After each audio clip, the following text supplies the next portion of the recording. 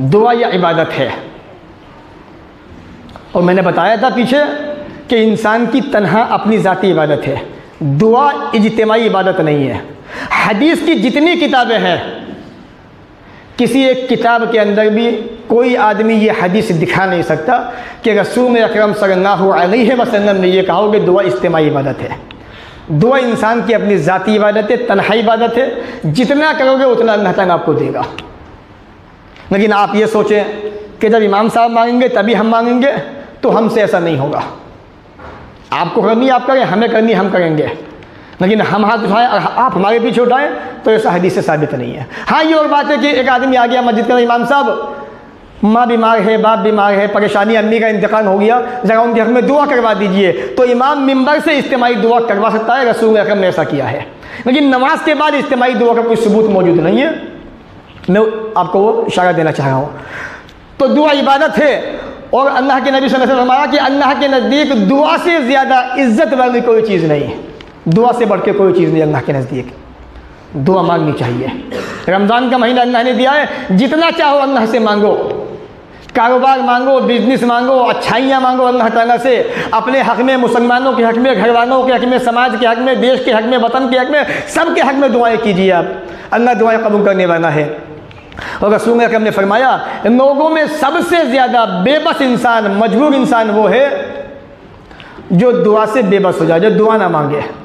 और सबसे बड़ा बखील, कंजूस वो आदमी है जो सलाम में कंजूसी करे, सलाम ना करे किसी को।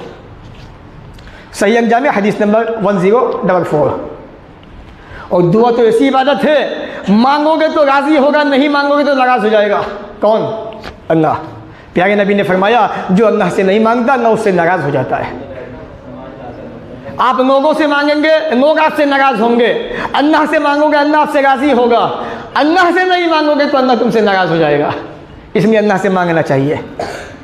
उस रब का अंदाज़ तो ये है, प्यारे नबी फरमाते हैं, सुनन तिरमिज़ी पढ़ें 3356, अल्लाह ताला बड़ा हया वाला है, बड़ी शर्म हया वाला है।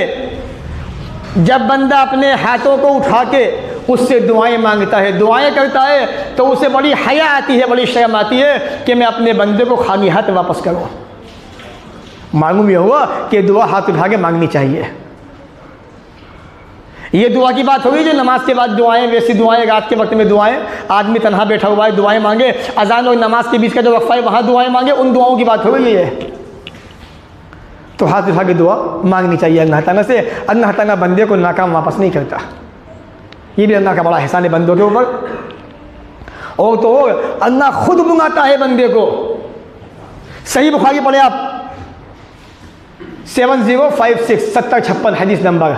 प्यारे नबी अलैहिस्सलाम ने फरमाया, अल्लाह ताला रोज़ाना पहले आसमान पे आता है। यही आसमान जो दिखाई दे रहा है ना, जिस पर तारे दिखाई देते हैं, यहाँ अल्लाह ताला पहले आसमान पे आता है जब रात का 1/3 हिस्सा बाकी रह जाता है।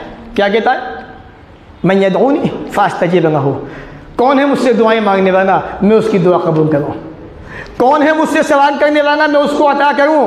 कौन है मुझसे माफ़ी मांगने वाला, मैं उसकी मग़फ़िरत में उसको बख्शिश दे दूँ, उसको माफ़ कर दूँ। तो ये फजीलत किसे हासिल होगी? दुआ मांगने वाले को।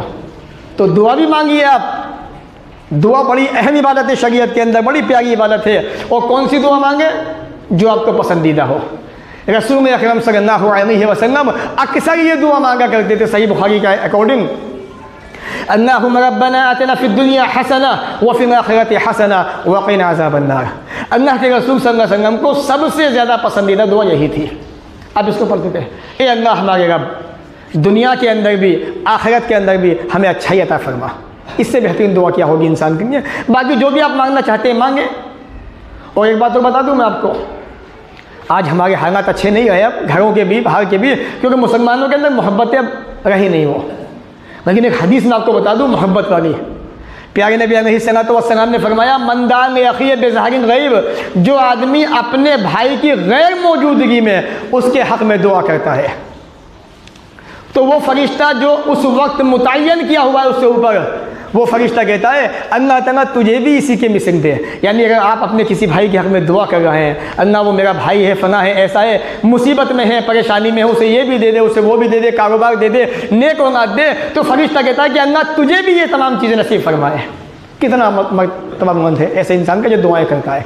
तो अपने भाइयों के हक में, यहाँ बात सगे भाई की नहीं हो गई है, इस्लामी भाई की बात हो गई है। सगा भाई तो है ही है, उसके हक में भी दुआएं कीजिए, ये इस्लामी भाई की बातें हो गई हैं। यानी कि आप इस्लामी भाई के हक में भी दुआ कर रहे हैं तो अल्लाह ताला आपको वो फजीलत ऑटोमेटिक अता कर रहा है।